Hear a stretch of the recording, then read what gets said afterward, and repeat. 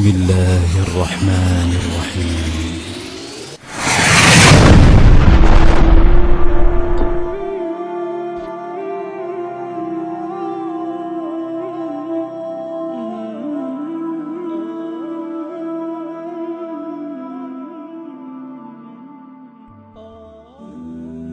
Bismillah, salatu salam ala rasulillahi sallallahu alayhi wa sallam. Donc on va poursuivre Inch'Allah les cours de croyance, à savoir le cours numéro 2 et le cours numéro 3.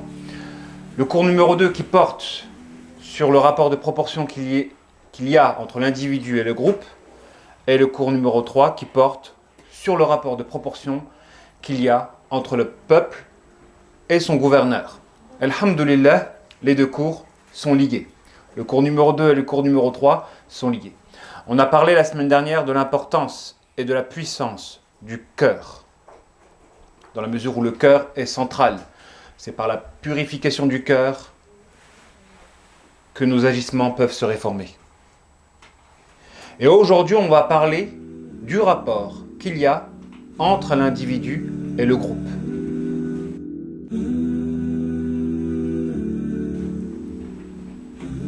Donc comme il a été dit précédemment, le cœur est central, dans la mesure où c'est par la purification du cœur que l'on peut réformer nos agissements, notre caractère, notre comportement. Et toute la religion, comme il a été dit, est une affaire de caractère. Cela étant, il existe en chacun d'entre nous un potentiel qui se doit d'être développé. Et pour pouvoir développer son potentiel, on a besoin de trouver notre complémentaire. On a besoin d'un complémentaire. Parfois, c'est par le complémentaire que notre potentiel se développe. Donc, il y a nécessité de provoquer un accouplement. Parce que le complémentaire d'une chose, c'est justement la chose par laquelle, lorsque les deux s'accouplent, il y a épanouissement, il y a développement. Pour cela, comme nous le savons, dans la science du profilage, il existe dans l'humanité des meneurs et des suiveurs. Le meneur ne peut être un leader que par l'existence de suiveurs. Donc, il ne peut pas se développer son potentiel s'il n'a pas de suiveurs, s'il n'a pas de groupe qui l'oriente, dirige et développe. De la même manière, il existe des suiveurs. Et ces suiveurs ne pourront pas se développer s'ils ne suivent pas un meneur. Donc nous avons là le couple complémentaire, meneur-suiveur. Et pour pouvoir développer le potentiel de ces deux catégories, il faut justement générer cet accouplement. Donc ces deux éléments complémentaires, à savoir générer un groupe où les meneurs et les suiveurs seront unifiés.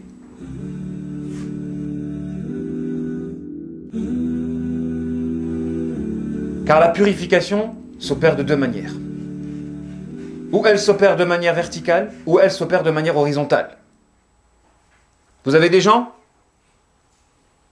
leur croyance découle de leur conviction, et essentiellement de leur conviction, donc de leur lien avec Allah subhanahu wa ta'ala. Et ces gens-là, où qu'ils puissent se trouver, ils restent stables et fermes dans leur pratique, étant donné que leur conviction découle de leur relation verticale avec Allah subhanahu wa ta'ala. Du coup, les changements de contexte, les changements de circonstances ne les affectent pas, à la différence des autres, à savoir les suiveurs.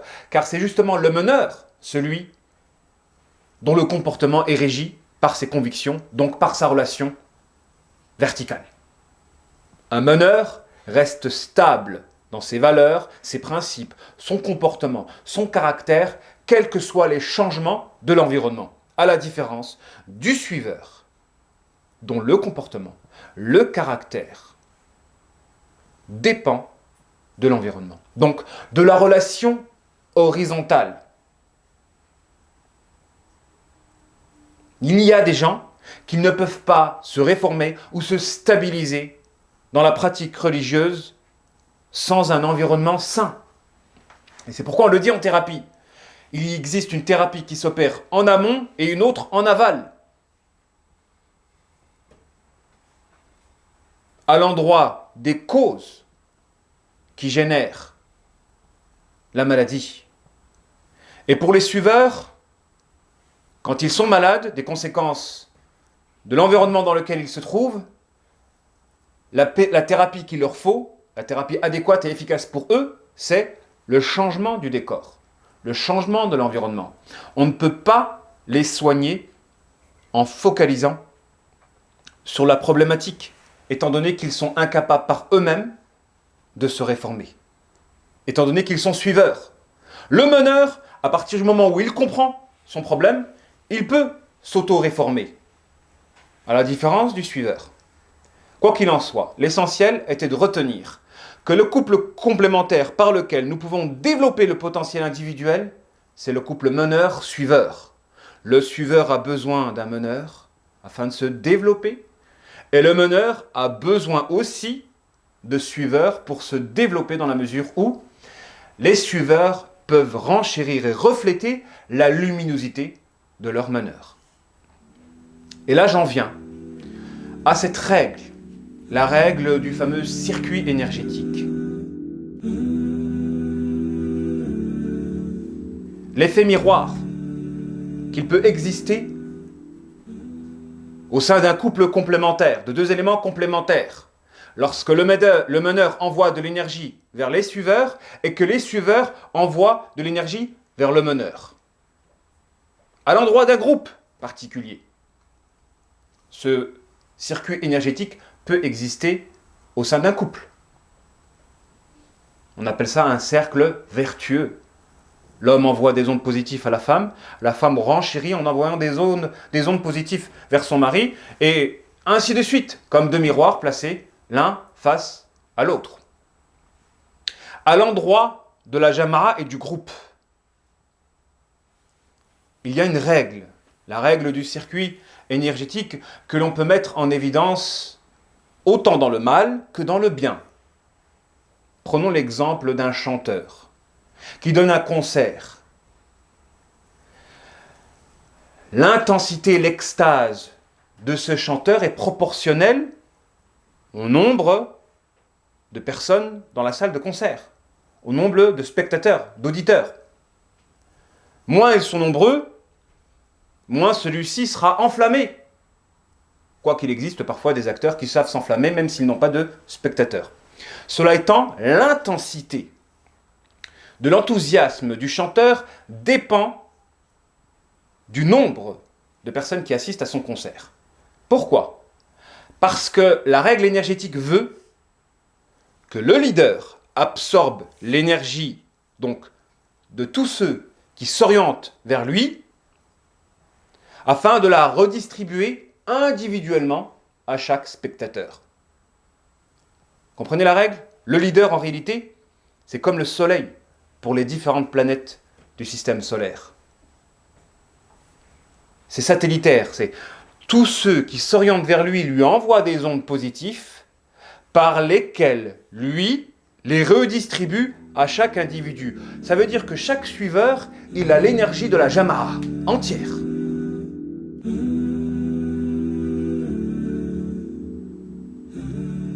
Un bon leader, il prend l'énergie de tous les membres d'un groupe et la redistribue à chaque élément de ce groupe. Donc un véritable groupe se reconnaît au fait qu'un seul élément de ce groupe-là porte en lui l'énergie de tous les éléments du groupe.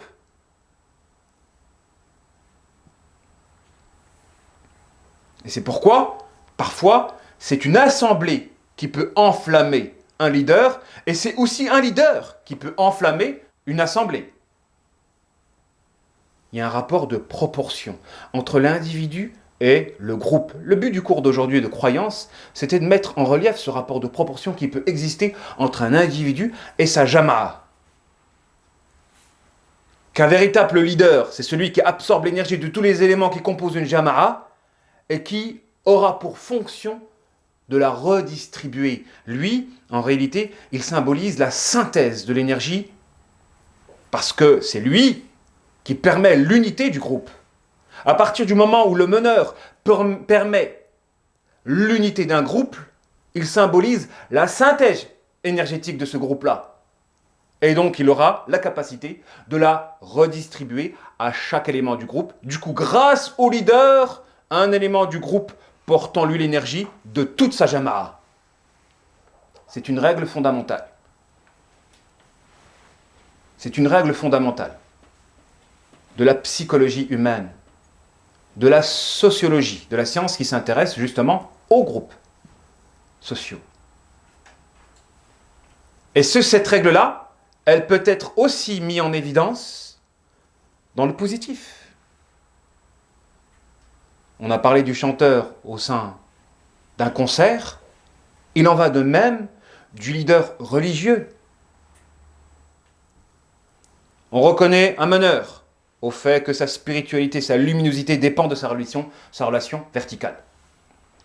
Et on reconnaît un suiveur au fait que sa luminosité à lui dépend de son intégration d'une jama'a, du fait qu'il intègre une jama'a.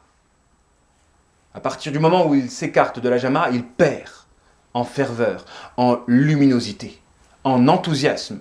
Et il existe une luminosité, donc un enthousiasme positif, comme il peut exister un enthousiasme négatif, l'effet de groupe qui n'est pas en lien, en rapport avec la religion. Tous ces effets de mode.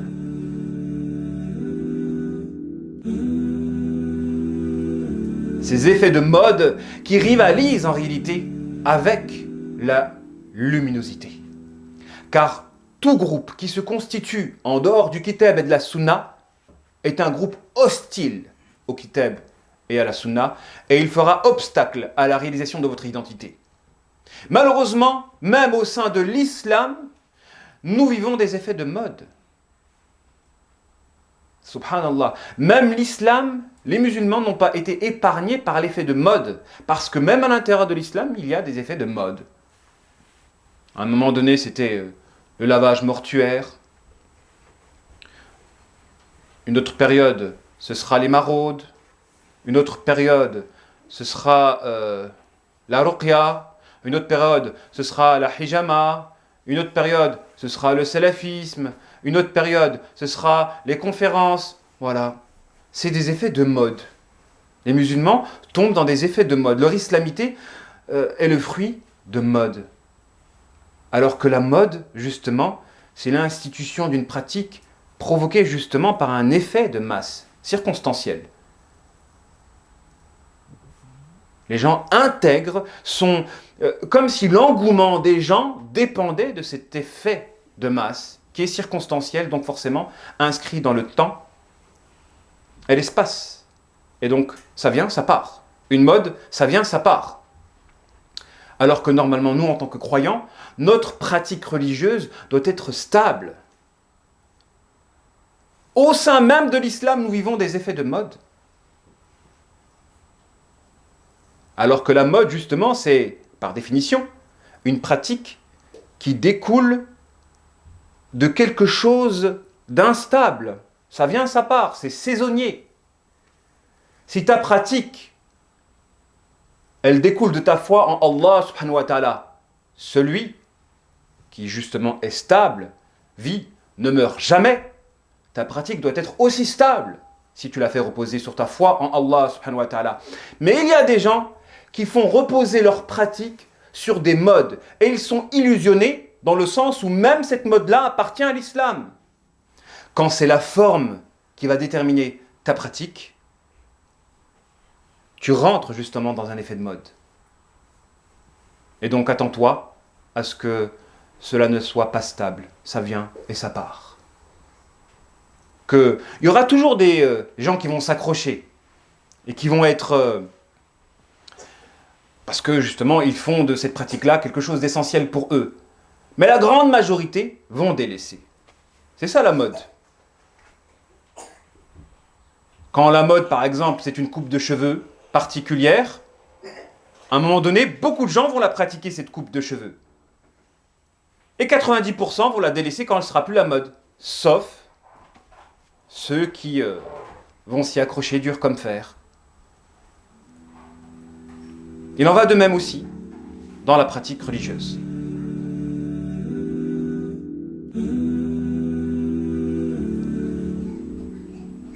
En réalité, le musulman, il a le devoir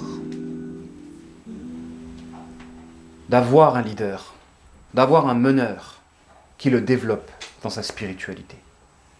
Il a le devoir d'avoir un meneur qui le développe dans sa spiritualité s'il ne tient pas à se faire avoir par des effets de mode.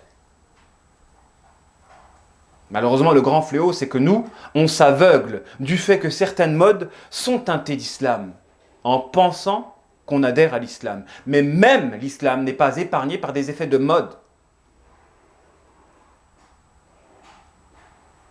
Quand on s'accroche à la foi, on ne fait plus marche arrière. On n'a pas le droit de faire marche arrière. Et ça, cela doit faire office de croyance et de conviction dans votre esprit. Vous devez l'aggraver dans votre conscience.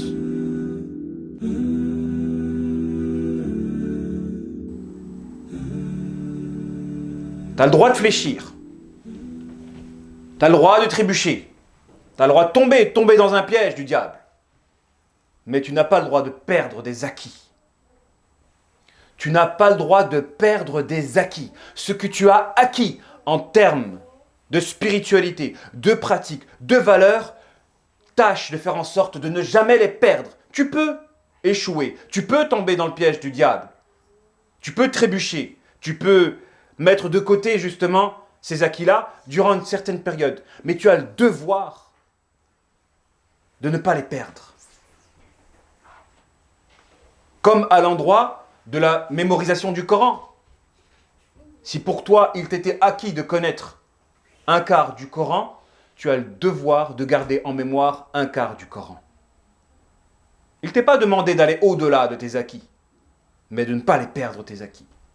Et beaucoup de gens, malheureusement, quand ils pratiquent l'islam, acquièrent certains acquis dans la pratique religieuse, que ce soit le hijab ou autre, ensuite font marche arrière. Qu'est-ce que ceci indique? Est-ce que leur pratique était sincère? Car la sincérité, justement, se mesure à la constance de la pratique. La preuve que tu es sincère dans une pratique, c'est que tu es constant. La preuve que tu es sincère dans une foi, c'est que tu es constant. Si la foi, tu l'as une période et que tu ne l'as pas une autre période, est-ce que cette dernière était circonstancielle, donc provoquée par des circonstances et pas par des valeurs dont les racines sont dans le cœur?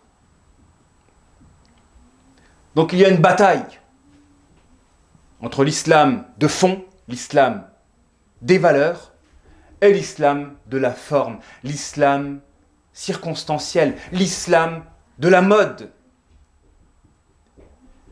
Et quand le suiveur ne s'affilie pas à un meneur qui le stabilise dans son identité, il risque d'avoir une islamité instable, une islamité de mode. Un jour j'ai la foi, un jour je n'ai plus la foi. Un jour je vais être passionné par cet aspect de la religion, un autre jour je vais être passionné par un autre aspect, et ainsi de suite. Tout ça pour pimenter un petit peu sa vie spirituelle. Je change à l'intérieur de l'islam en étant intéressé un jour par cet aspect de la religion et un autre jour par un autre aspect de la religion, et ainsi de suite. Alors que l'islam s'embrasse dans sa globalité. Ceci des conséquences du fait que les musulmans ne prennent pas conscience de l'importance et du rapport de proportion qu'il existe entre l'individu et la jama'a. On a parlé du cœur la semaine dernière et de la puissance qui réside dans le cœur, à la condition bien sûr qu'on le purifie. Aujourd'hui, on parle du potentiel qui réside en chacun d'entre nous à la condition qu'on se développe par notre complémentaire. On peut avoir ce complémentaire au sein du couple, si l'homme trouve la femme adéquate pour lui. De la même manière, il peut exister donc un complémentaire dans le couple si la femme trouve l'homme complémentaire pour elle. Celui qui va la développer. À l'heure d'aujourd'hui, c'est difficile de trancher quand la majorité des gens sont vides et n'ont rien à apporter. Un bon leader est un leader qui vous développe. Et on peut faire du profilage par celui que vous prenez comme référence. Par celui que vous prenez comme mentor. On peut vous profiler. Regardez sur Internet les gens vis-à-vis de qui ils sont abonnés. Qui prend-il comme mentor, référence? Qui suivent-ils? Et vous allez voir qu'il va avoir un rapport de proportion entre l'identité du meneur et l'identité du suiveur. Et oui, il existe un rapport de proportion entre l'identité du meneur et l'identité du suiveur. Dans les caractéristiques du meneur et les caractéristiques du suiveur. Car le meneur, en tant que meneur, distribue de ses caractéristiques à ses suiveurs. À partir du moment où vous prenez comme meneur un médisant et un calomniateur, vous allez devenir un médisant et un calomniateur. Si vous prenez pour meneur quelqu'un qui fait des blagues tout le temps, vous allez être quelqu'un qui va être dans l'humour. Si vous prenez pour meneur un intellectuel qui est dans la profondeur des choses, vous allez être une personne à qui la profondeur aura une importance. Si vous prenez comme meneur une personne basique, vous serez basique. Si vous prenez comme meneur une personne pour qui le risque est quelque chose d'essentiel, vous allez être une personne courageuse qui aspirera à prendre des risques. On s'imprègne des caractéristiques de notre meneur. On s'imprègne toujours des caractéristiques de notre meneur. Alors faites attention à qui vous allez suivre, qui vous allez prendre comme mentor, comme leader, comme meneur, car ce dernier déteindra sur vous.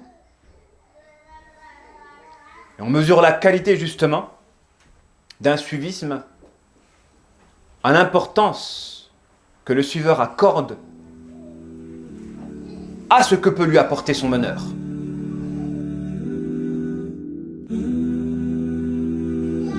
Malheureusement, celui qui n'a pas de meneur, quel est le danger qui le menace?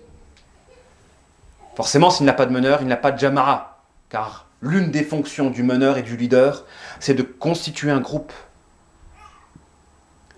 Et celui qui n'a pas de meneur, s'il ne se défait pas du système, il risque d'être imprégné par l'identité environnante. De deux choses l'une, ou bien tu intègres une umma musulmane avec un leader musulman, ou bien tu intègres une autre communauté avec un autre leader. Ça n'existe pas un électron libre. Entièrement, ça n'existe pas. Sauf celui qui se défait de tous les systèmes, de toutes les jama'as. Mais à partir du moment où tu vis au sein d'une société, tu es dépendant de l'inscription au sein d'un système et d'un groupe. Tu es dépendant. Il y a des dépendances. Tu ne peux pas te défaire de ces dépendances. Et tant qu'il y a justement des dépendances, il y a un jeu d'émission et de réception, de caractéristiques, de flux. Si tu n'as pas de leader, si tu n'as pas de jama'a, ton identité sera mélangée avec l'identité environnante. Et ce mélange-là est dangereux. Car ce mélange-là va limiter ton islamité à quelque chose de superficiel. Dans la mesure où tu verras le mal, et ce mal-là ne générera aucune crispation au sein de ta poitrine, aucune douleur, aucune souffrance. Tu le banaliseras. Et celui qui banalise le mal, normalise le mal. Et en normalisant le mal, on devient complice du mal. Et on permet à ce mal de pénétrer notre être. Et quand le mal pénètre notre être, la vérité ne devient plus impactante. On lira le Coran, et ce dernier ne générera aucune crainte, aucune larme.